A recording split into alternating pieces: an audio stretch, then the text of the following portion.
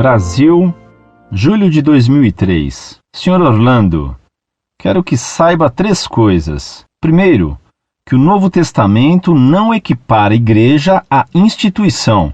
Igreja é a comunidade dos fiéis, dos que seguem a Jesus como Senhor e Salvador. Dizer que Jesus fundou uma estrutura chamada Igreja Católica é, no mínimo, desconhecer o ensino bíblico. O processo de institucionalização da Igreja começa somente ao final do século I, com os desdobramentos que qualquer historiador da Igreja constata.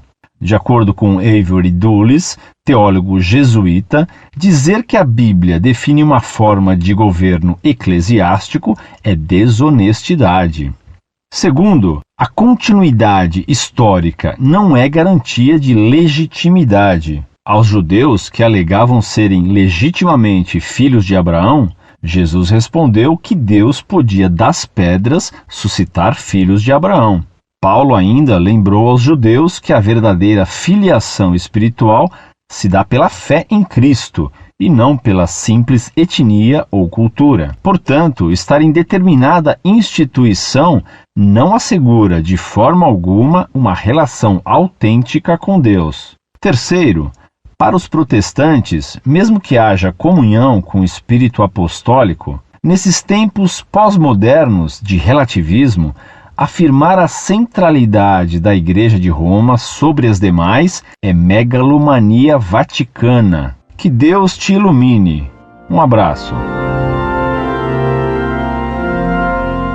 Ao caríssimo cego, salve Maria. Lendo sua carta, fiquei com a nítida impressão de que quando você se olha no espelho, se julga papa, e que teria sido a você e não a Pedro que Cristo concedeu a infabilidade. Graças a Deus, Cristo não disse: caríssimo, tu és a pedra sobre a qual fundarei a minha igreja. Graças a Deus, Cristo não fez de você o chefe infalível da igreja. Ao ler a sua carta, lembrei-me também da frase de Boileau, que modifico um tanto para ficar mais próxima da realidade atual, que todo protestante, com uma Bíblia encebada sob o braço, se acredita papa. Proclama você do alto da sua cátedra enfumaçada que a igreja não é uma instituição.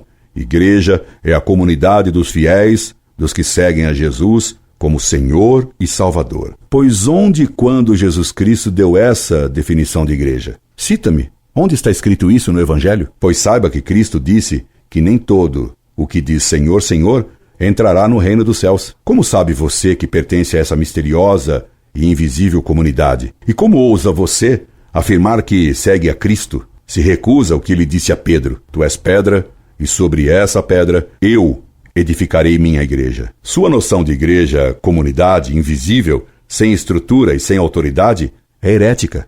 Cada um se enfia nela ou se julga membro dela sem nenhuma prova, sem nenhuma exigência, além de pretensiosamente dizer que segue a Cristo. Quando, na verdade, como faz você, segue apenas o seu palpite. Desonesto é negar o texto explícito do Evangelho e dizer que a igreja foi instituída apenas no final do 1º século. E se Avery Dulles diz isso, ele dizendo isso, se declara modernista e, portanto, herege. Você, ao segui-lo, é cego seguindo outro cego. A Igreja Católica Apostólica Romana tem a sua veracidade e unicidade fundada na palavra de Cristo.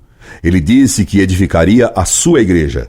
Igreja no singular. A igreja é uma só, porque há um só Salvador, uma só fé, um só batismo. Finalmente, megalomania é um cego qualquer a rogar para si o monopólio da interpretação bíblica. E mesmo que Deus tenha iluminado o mundo, para os que são voluntariamente cegos, de nada adianta a luz que Cristo trouxe.